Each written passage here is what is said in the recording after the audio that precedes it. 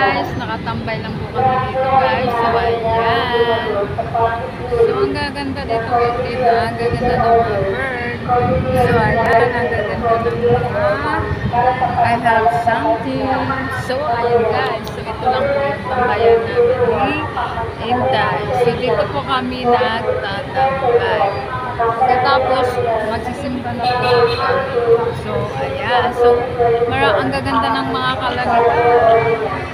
So ayan, so may mga pools pa dito guys. Ayan na.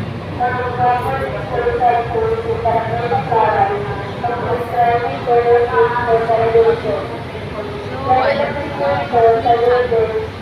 sama ko pa ngayon si Inday Hana. Yan po, kasama ko po si Inday Hana.